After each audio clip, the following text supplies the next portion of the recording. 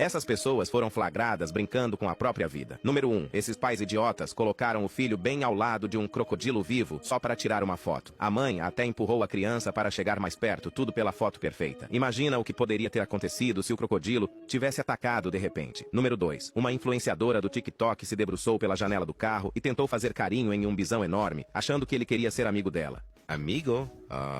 Número 3. Um homem, completamente bêbado, pulou no recinto de um leão. Depois, ele começou a andar por lá como se tudo estivesse normal, como se o leão fosse seu melhor amigo. Até o leão parecia confuso com o comportamento dele.